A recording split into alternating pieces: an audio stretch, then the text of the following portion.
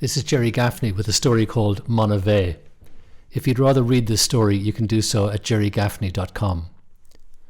His sister Bridget picked him up at the railway station in Athenry and drove him to the house in Monivea. At the house his father was waiting. He was standing next to an armchair, looking frail but with a smile on his face. He was leaning on a walking stick. "Damian, long way to drag you to visit your old man. I thought you were supposed to be dying. You look like you're getting ready for a ceilidh." His father laughed, grasped Damian's shoulder and hugged him. "We're hugging these days, are we?" "It's the EU," said his father. "Foreign influence. People gallivanting off to exotic lands and coming home with strange habits. Olive oil, paella, Bordeaux, hugging, air kissing too." After dinner, while they were doing the dishes, Bridget said, "If you're up to it tomorrow, if you're not feeling too jet-lagged, I thought you might drive Dad into the hospital in Galway for his appointment. You can have the Skoda while you're here. I've added you to the insurance. I presume you still remember how to drive a real car with gears and haven't lost all your practical skills in Far America. I think I can manage." The next morning he drove his father into Galway. "How is Clara?" his father asked. "Great, working away. She sends her love. And young Pat?" "A teenager, troublesome, doesn't like school, doesn't like rules, won't do what he's told, won't study." His father laughed until a coughing fit took over. Sorry, but watching your kids have teenagers of their own and all that. I'm sure he'll be fine. Sure, you turned out all right, all things considered. I'll take that as a ringing endorsement of my achievements. Do that." The hospital car park was busy. His father pointed, "Park there on the left." Damian turned to park on the right. "Or there on the right if you prefer." His father leaned on Damian's arm and they walked very slowly into the hospital. He knew his way around and nodded to some of the staff members as they made their way to the clinic. They were only in the waiting area for a couple of minutes when the consultant opened the door. "Jim," he said, "nice to see you. This looks like one of your tribe, your son." Indeed, Damian, all the way from California, abandoned his post at the forefront of the wildfires to ferry his old man around Galway and environs. "Damian, Dr. Higgins." Damian and Dr. Higgins shook hands. "Do you want me to come in with you?" No, I'm grand. Stay there and I won't be long." Damian sat and closed his eyes. Shortly his father came out. Dr. Higgins had an arm around his shoulder. "If you need more of the pain meds, come back in a couple of weeks." "If I'm still alive, you mean?" "That too." Higgins seemed close to tears. "Oh, for God's sake, don't go sentimental on me now. There'll be plenty more to take my place and cover the payments on your Ford Fiesta."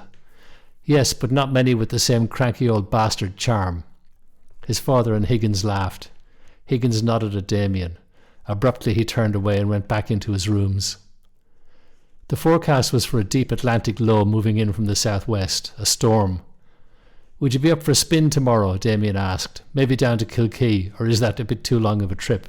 His father was keen. They set off at 10 in the morning. Already the sky was low with clouds and heavy with rain. In Kilkee they parked near the Diamond Rocks Cafe. They sat in the car looking out over the wild Atlantic breakers.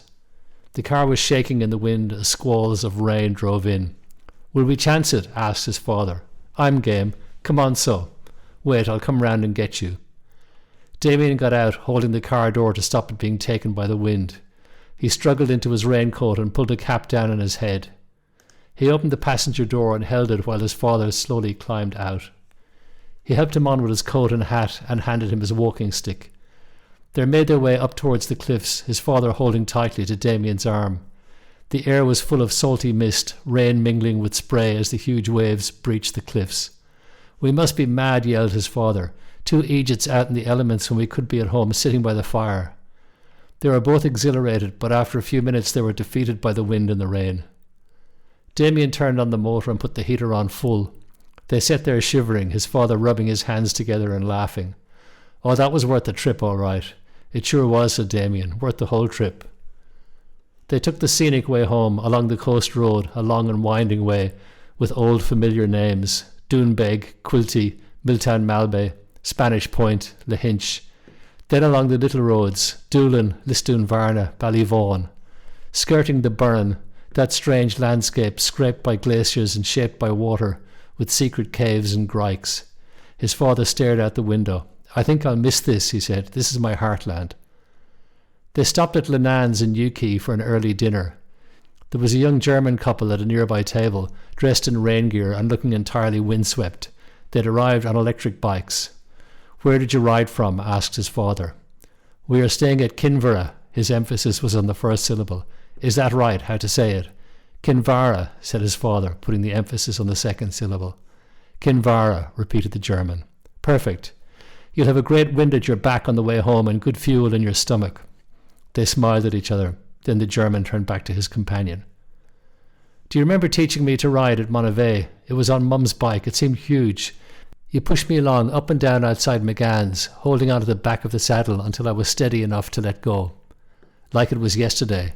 You and your sister before you. Hard to believe this old body could run once upon a time." He stared out across the water. "I still dream I'm running sometimes. Just running. Not being chased and not in a hurry. I'm just running. I can feel the deep breaths of air filling me up and my feet are fleet on the ground.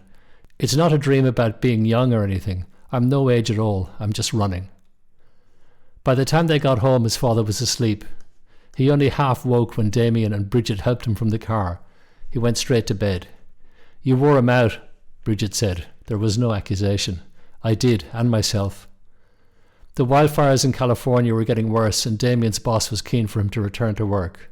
"If you're needed, go," said his father. "You came home, and I'm glad to see you, but life goes on. It's not as if I'm holding a hose. I'm not on the fire front, just organising logistics. It's almost just admin. I gather you're understating it, being uncharacteristically modest. But really, go. You won't stave off the angel of death, you know, just by being here." He laughed. "I'm on a road I can only travel alone." The day before Damian was to leave had been made bright and clear by the passing storms. He sat in the sunroom with his father. They were alone. "You know, when you were born, one of the nurses at the hospital told your mother that you'd be trouble. He's got a temper on him, that one," is what she said. "Not that old story. Jesus, you and Mum always loved rolling that one out." "Well, it's true, you know. You were a difficult child. And you were a difficult parent."